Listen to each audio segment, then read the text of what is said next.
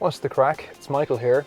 I was at the gym earlier and I was just thinking about how, working on legs, like legs day, and thinking about working on the savings muscle are quite similar, right? It's not everyone that really enjoys working on legs. In fact, some people, quite honestly skip legs day. But it's a little bit like savings, right? It's not as enjoyable because it's savings. It's not as fun or as sexy as, let's say, earning or investing or spending. But both working on your legs and working on savings are foundational, right? They're very, very important. It's a little easier to do them when you're younger, but it's possible still to work on these things when you're older. So in this video, I'm going to share with you guys a few nuggets on how you can work on your financial savings muscle. So let's jump straight in. Now, when I was younger, I loved basketball and I was really trying to increase my vertical jump. And this would mean that instead of going for a layup, maybe I could go for a dunk. So motivation is key. If you're able to jump 2 foot, that's great. If you're able to jump 3 foot, that's pretty much NBA right there. So you can increase your vertical jump, and you'd basically measure this by standing outside a wall with some chalk, with your feet flat on the ground, your heels flat. You'd reach up as high as possible with one finger. You try to touch the wall with your chalk, and you'd see how high you could reach. Then you take 1 or 2 steps backwards and you jump as high as you can in the air and try to basically touch as high as you can and see what is your vertical height, that distance, right? Do it 4 or 5 times and then just see that distance between your standing reach and your highest jumping reach. That's your vertical jump right there. Now, how you increase that is you basically just do habitual jump training programs, and you just jump maybe an hour a day, working on your legs 5 days a week for 12 weeks. But it paid off, right? It paid dividends. At the end of the program, I think the first time I did it or the second time I did it, I increased my jump by almost 3/4 of a foot. So you're talking 8-9 inches increasing the vertical jump. But why would I be spending all that time working on legs, right? It was a motivation. I had a goal in mind. And similarly for looking at savings, you want a goal in mind. Now, maybe it's like it was the case for me when I was 23. I was teaching tuition or grinds for high school math students on the side, and I saved up $1,000 because my goal was that winter to go to Austria for snowboarding. And it's the same thing for you. Maybe it's a car, maybe it's a vacation, but having a goal is really good in terms of motivating you to save. The secret to wealth is not how much you make, but it's how much you keep. Because you can have a very high income, it doesn't matter. So whether you're just starting off and you're making lemonade money, or you're cleaning windows, you're a cleaner, you're a janitor, you're making 100,000, 300,000 in the Silicon Bay area, or you're making $1 million or more, it's like a bucket. When the water pours into the bucket, if there's no bottom in that bucket, it doesn't matter how many gallons per minute are flowing into that bucket, it's all just going out of it. So if your spend or your burn rate is 100%, whether it's taxes or you're just spending it all, you've got nothing to show for it at the end of the day. Sure, you may have a good time while the money's coming in, but when the money stops, right, when the music stops, when you get off that treadmill, the hamster wheel, you've got nothing. And this is what happens to a lot of celebrities, whether they're sports stars, whether they're actors. You can think of Mike Tyson in boxing, or you can think of Nicolas Cage as an actor. They're going into financial distress. And there's, depending on what statistic you believe, there's a huge amount of professionals that end up in bankruptcy within a few years of leaving professional sports, for instance. So they've worked on their craft in terms of becoming a really good sports player, but they haven't worked on financial acumen. So we're going to try to plug some holes. So the first thing is you want to have that basic, right, for that bucket, you want to have that bottom in the bucket done.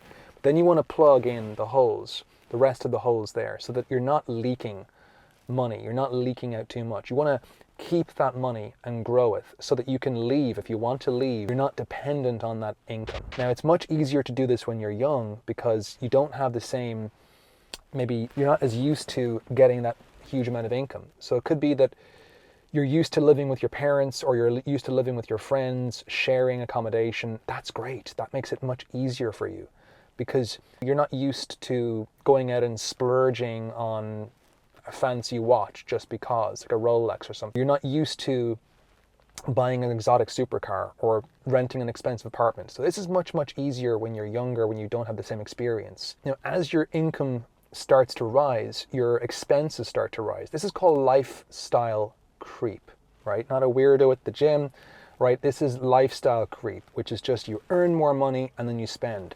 So it could be that, well, I no longer want to share with my friends. I want to live on my own. I want to hire an apartment, top apartment. I want a really nice individual single family house in the suburbs. I want a mansion, a lakefront, etc.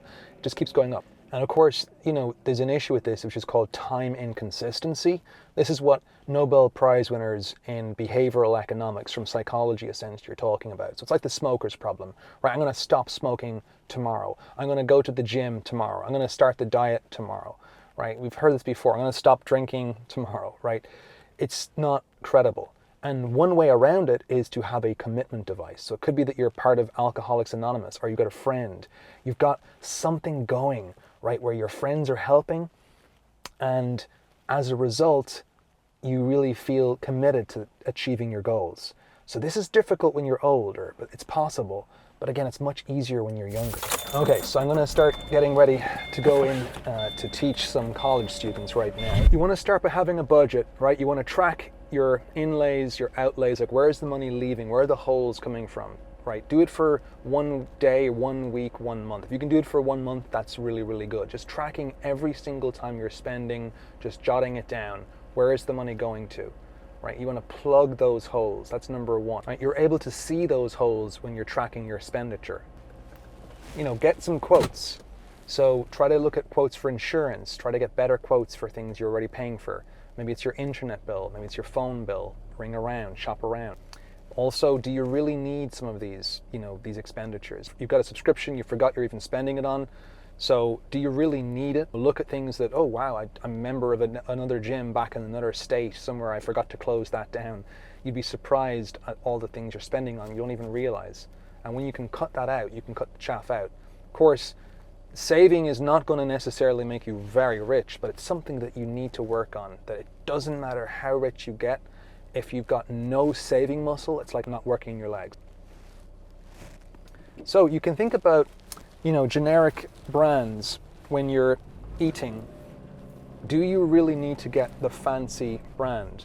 So it could be that, you're thinking about getting something like Gatorade. Now, Gatorade, anything like that, not necessarily that it's healthy, but you could probably find like a store brand, like say Wegmans store. Now, you might spend $2.79 on Gatorade, whereas pretty much the same thing, Wegmans version would be around about $1.50, let's just say. So you can do this across the board, like generic brands, much, much cheaper. Do you really need that more expensive brand? It's the same thing more or less. And another thing is hacking. So it could be that you really do want to live somewhere fancy and you want to share, the way to do that is you want to share accommodation with your friends so that you can live, or with other people, right? Find some roommates that are willing to share the cost, the rent, or share the mortgage, etc. The same thing with the cars, right? Like I know some friends that their family, they got lots of brothers and sisters, they share the cost, and that's why they can drive their fancy Lamborghinis, is that they share the cost between a few of them. And they just take turns driving it on the weekend, right? So that's one thing, that's sharing and hacking. But your biggest cost is going to be your taxes. And so your taxes, I'm going to put on the glasses now because it's getting quite sunny. So the taxes that you have, that's your biggest expense. And if you can save costs there, and one example would be, if you're going to start investing and you're thinking, okay, well, I'll just invest, just open up a brokerage account. Well, why not open up a Roth IRA? You don't need a job at all to open up a Roth IRA. And for instance, you can put up to $7,000 this year tax-free. And that way, when you grow your investment account, you pay no taxes on it. It just grows tax-free. So your taxes are actually what you'll spend the most amount of money on in your life. So you might as well try to save big on your taxes. So guys, if you found this video useful, drop a like and share with your grandmother, with your sister, with your nephew, with your friends, with your frenemies, so that this information can help as many people as possible.